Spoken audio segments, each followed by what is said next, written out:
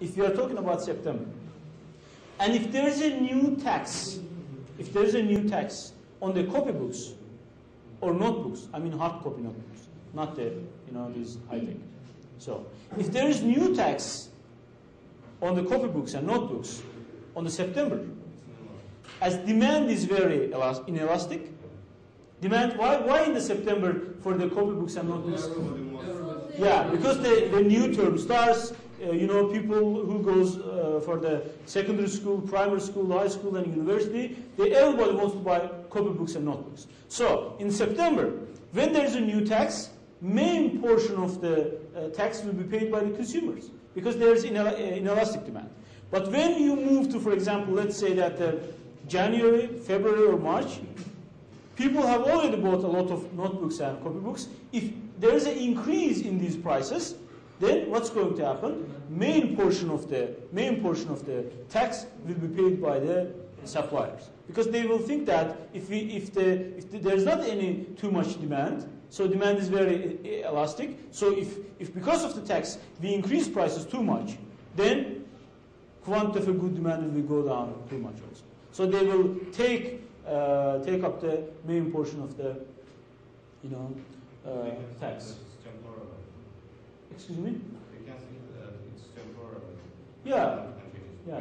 So, for example, in this case, they give some examples about this. I think if I draw this, it would be nice. Okay. So you see this one? Okay. There is a new tax. And demand is very inelastic. So the amount of tax is $0.5. Amount of tax is $0.5. Okay? Please look at this one. Amount of the tax is $0.5. So what's going to happen? On the previous part, our price was 1. And if demand was perfectly inelastic, price is supposed to be, come on, make a brainstorming. Thank you very much. 1.5. So what about the price right now? 1.4. So it means that some portion of tax will be paid by producers, and the remaining part, 0.4, paid by consumers. But please come to this part. In this case, if the demand is perfectly inelastic, all tax will be paid by the consumers. But in this case, demand is very, very elastic. So it means that demand is very elastic. If price go up, quantity of a good demand will go down too much. So the same amount of tax came to, added up to the price. So what's going to happen? Price in the first one, producers are very brave. Producers are very, very comfortable to increase the price. But on the second one, producers are not that much comfortable anymore.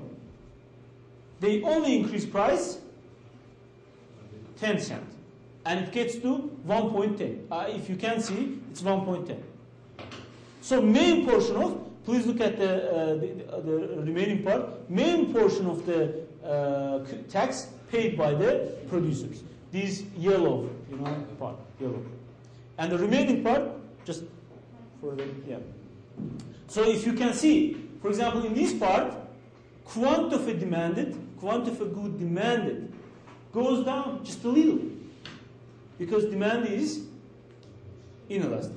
But in this part, quantity of a good demanded goes down too much, because demand is very elastic. Main portion of tax paid by consumers, because demand is very elastic. Main portion of the tax paid by consumers, because demand is very inelastic. Okay? I don't know whether we have left something or not. Okay. Just, I want to show you something. I think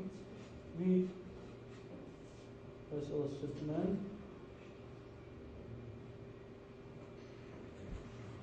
We have a straight curve, And in this straight curve, we are going to have, this one.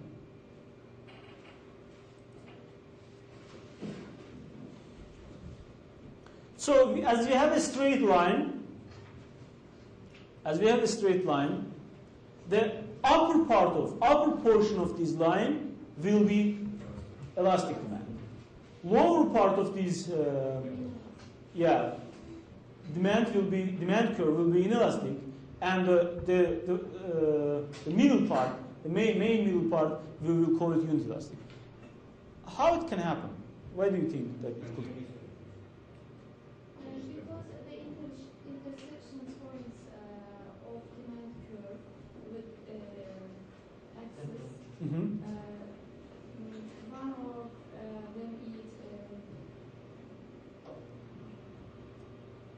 one of them is maybe a different price of demand change.